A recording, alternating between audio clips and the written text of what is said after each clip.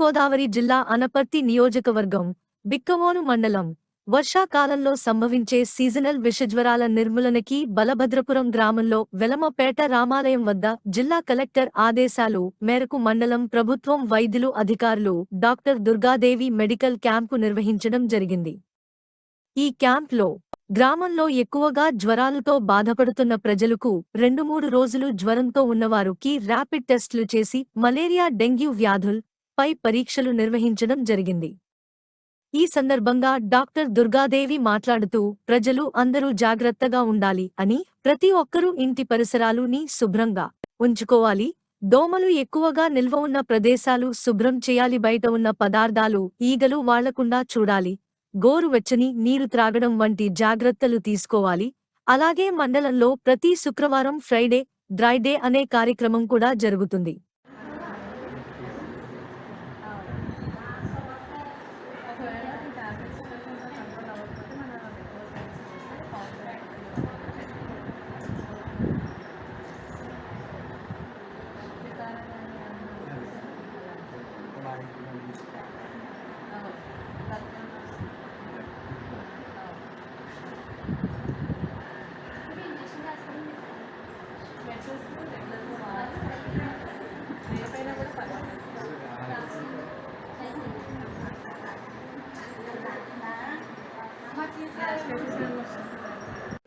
Doctor M Durgadevi, గౌరవనీయులైన collector madam గారు, DMHO sir ఆదేశాల మేరకు సీజనల్ డిసీజెస్ ఎక్కువగా ఉన్న కారణంగా ఈరోజు బలభద్రపురం 2లో మెడికల్ క్యాంప్ అనేది ఏర్పాటు చేయడం అనేది. గత 2 రోజుల నుంచి ఇళ్లపల్లి, పాకలు, పూలపల్లిలో కూడా మెడికల్ క్యాంపులు ఏర్పాటు చేశాము. బయట టైఫాయిడ్, మలేరియా, డెంగ్యూ కేసులు ఎక్కువ అవడంతో క్యాంపులు ఏర్పాటు చేసి ప్రజలకు అక్కడే డెంగ్యూ టెస్టులు, మలేరియా ర్యాపిడ్ టెస్టులు కూడా చేస్తున్నాము. అంతేకాకుండా హెల్త్ అండ్ వెల్నెస్ సెంటర్లో MLHPలు కూడా ఎవరికైనా ఫీవర్ 2-3 రోజుల కన్నా ఫీవర్ కానీ, ఒళ్ళొప్పులు కానీ, వాంతులు, వికారం ఇలాంటివి జ్వరం ఎక్కువగా ఉంటే కనుక డెంగ్యూ టెస్టులు, మలేరియా ర్యాపిడ్ టెస్టులు అనేవి చేసి వారికి ఒకవేళ ఇబ్బంది ఉండొచ్చు మన సమీప ఆరోగ్య కేంద్రమైన బిక్కవోలుకి పంపిస్తారు రిఫరల్గా. అక్కడ మేము ట్రీట్మెంట్ చేసి ఇంకా పేషెంట్ కండిషన్ అక్కడ కూడా CBP టెస్టులు, ఇంకా మనకి ఉన్న 70 రకాల టెస్టులు కూడా చేసి ఒకవేళ ఏమన్నా రక్త కణాలు తగ్గినా, ఏమన్నా ఇబ్బందికరమైన పరిస్థితుల్లో పేషెంట్ ఉన్నా కూడా రిఫరల్ హాస్పిటల్ అయిన అనపర్తి కానీ, రాజమండ్రి ప్రభుత్వ ఆసుపత్రికి కానీ, కాకినాడ ప్రభుత్వ ఆసుపత్రికి కానీ వెంటనే రిఫర్ చేసి పేషెంట్ అనేది ఇబ్బంది పడకుండా అనేది వెంటనే రిఫరల్ చేయడం అవుతుంది. ఏ ప్రాబ్లంకైనా వెంటనే ఎర్లీ డయాగ్నోసిస్ అండ్ ట్రీట్మెంట్ ఇచ్చినచో ఫర్దర్ కాంప్లికేషన్స్ రాకుండా చూసుకోగలుగుతాము. అందుకని ప్రతి ఒక్కరూ కూడా ఫీవర్ వచ్చినచో సమీప ఆరోగ్య కేంద్రానికి వచ్చి పరీక్ష చేయించుకోవాల్సిందిగా కోరుతున్నాం. Thank you. అయితే గ్రామంలో ఇంకా చాలా చోట్ల ఇంకా పరిశీలించాల్సిన పరిస్థితి అంటే గ్రామంలో ఒక్క రోజే పెడతారా మేడం? ఇంకేమన్నా మిగతా రోజులు పెంచే అవకాశం ఉంది? మిగతా రోజులు కూడా పెంచే అవకాశం ఉంది. రేపు ఆదివారం అయినా కూడా అండి, పెరుగుతున్న ఫీవర్ కేసులు ఎక్కువ ఉండడంతో కలెక్టర్ గారి ఆదేశాల మేరకు రేపు కూడా మెడికల్ క్యాంప్ అనేది ఏర్పాటు చేస్తాము.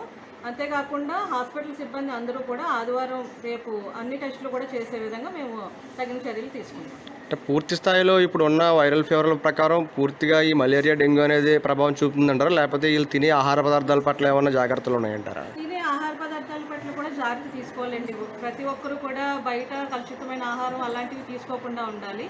నెక్స్ట్ దోమతెరలు వాడాలి.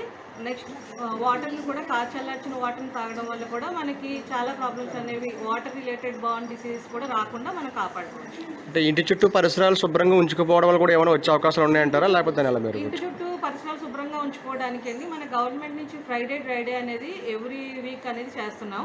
ఫ్రైడే డ్రై డే అంటే ఫ్రైడే కాకుండా ఒకవేళ ఏమన్నా ఆ ఊర్లో ఉన్న హౌసెస్ అన్నీ కూడా మన MLHP, ANM, ఆశాలు అందరూ తిరిగి ఒకవేళ ఎక్కడైనా నీరు నిల్వ ఉండొచ్చో అక్కడ వాళ్ళు వాటర్ని ఎలా కవర్ స్టోరేజ్ ఉంచుకోవాలంటే ఎలా కవర్ చేసుకోవాలి, ఒకవేళ స్టోరేజ్లో ఉన్న వాటర్లో ఏమన్నా బ్రీడింగ్ ప్లేసెస్ ఉన్నాయా అని చెప్పి మేము పరిశీలించి వెంటనే తగు చర్యలు తీసుకోవడం, పంచాయతీ అధికారులకి విన్నవించుకోవడం జరుగుతుందండి. వెంటనే ఆ ప్రాబ్లం క్లియర్ అయ్యేలా కూడా చూస్తాం.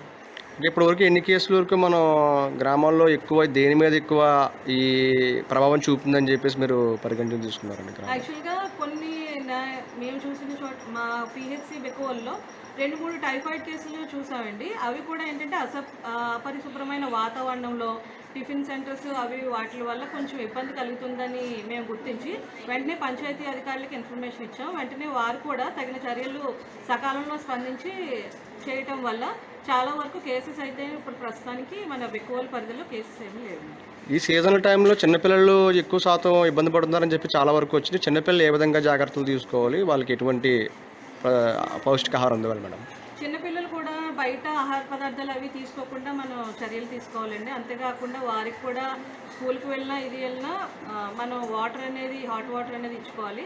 నెక్స్ట్ ఏంటంటే ఫీవరు అలా సిమ్టమ్స్ ఉన్నచో స్కూల్కి పంపించకుండా 2 రోజులు వాళ్ళు కొంచెం ఇంట్లో ఉండి రెస్ట్లో ఉన్నా కూడా కొంచెం బాగుంటుంది. అంటే దానివల్ల మిగతా పిల్లలు ఇబ్బంది పడకుండా మనకి ఫర్దర్గా ఫీవర్ కేసెస్ పెరగకుండా కూడా జాగ్రత్తలు తీసుకున్నట్టు అవుతుంది. అంటే ఫీవర్ ఒక వైరల్ లాగా వైరస్ లాగా సోకే అవకాశం ఉందంటారు, ఒకరి నుంచి ఒకరు సోకే అవకాశం ఉందంటారు, లేకపోతే అక్కడతోనే క్లోజ్ అయ్యే అవకాశం ఉందా మేడం?